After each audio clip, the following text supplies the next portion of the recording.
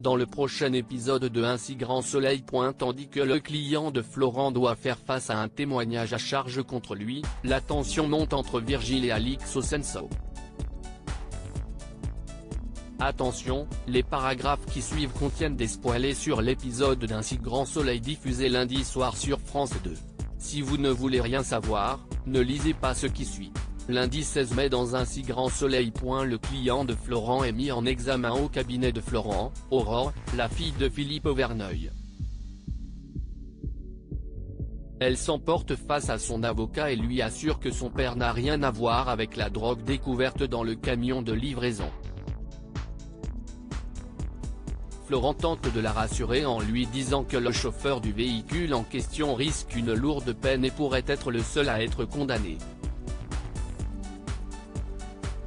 Pendant ce temps, Becker et son équipe auditionnent Carole Martinez, l'assistante du chef d'entreprise, qui travaille pour lui depuis plus de 10 ans. D'abord réticence à témoigner, elle finit par avouer aux enquêteurs avoir découvert une grosse enveloppe de cash dans le bureau de son patron. Lorsqu'elle a tenté de lui en parler, celui-ci, qui ne s'est jamais montré désagréable envers elle, s'est aussitôt mis en colère en lui reprochant d'avoir fouillé dans ses affaires. Suite à ce témoignage, Philippe Auverneuil est alors confronté à son assistante. Il nie en bloc et accuse Carole d'avoir inventé cette histoire d'enveloppe. Il la soupçonne alors de vouloir se venger.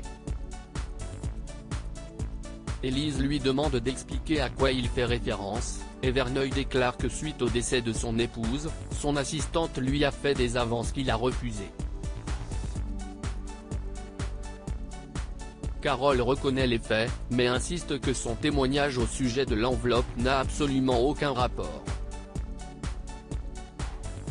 Florent argue qu'aucun autre témoin ne pouvant confirmer avoir vu la fameuse enveloppe mise à part l'assistante de M. Verneuil, il n'y a aucun moyen de prouver ce qu'elle avance.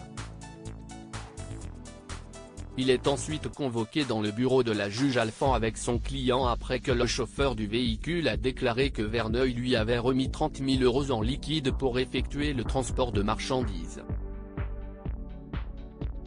Pour elle, le témoignage de Madame Martinez est une preuve que Verneuil a acheté le silence du chauffeur pour transporter la tonne de hashish. Florent tente de défendre son client, selon lui, des dealers ont tout aussi bien pu effectuer directement la transaction auprès du transporteur. Mais après la déposition de son assistance, la juge n'accorde aucun crédit à cette hypothèse et place M. Verneuil en détention provisoire. Alors que Florent tente de rassurer son client et lui promet de tout faire pour le sortir de là, Philippe lui demande de s'occuper de sa fille Aurore, inquiet pour l'avenir de leur entreprise.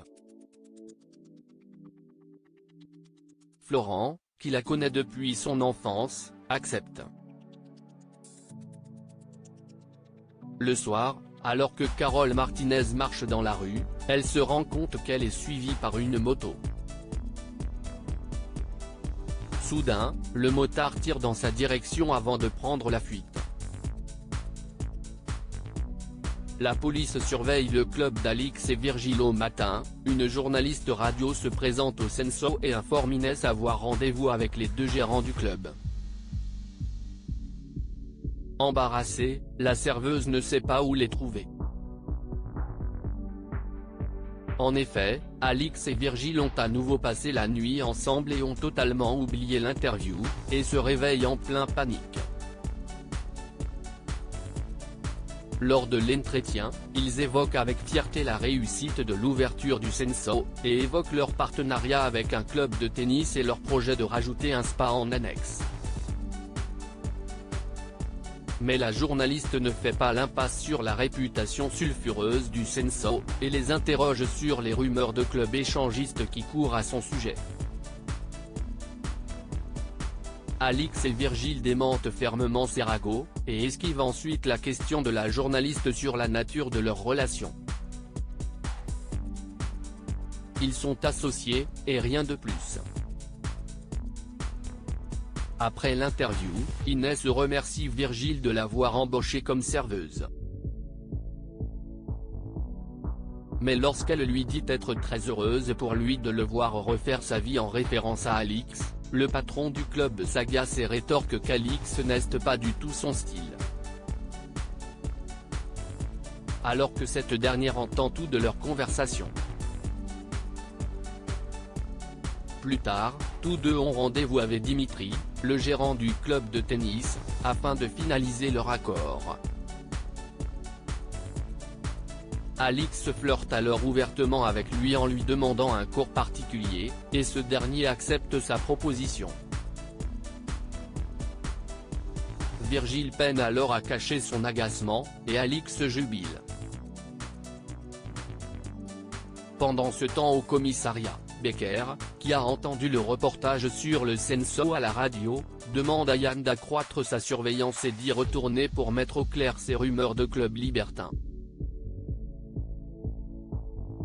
Yann a beau lui assurer que l'endroit n'a rien de suspect, Becker insiste.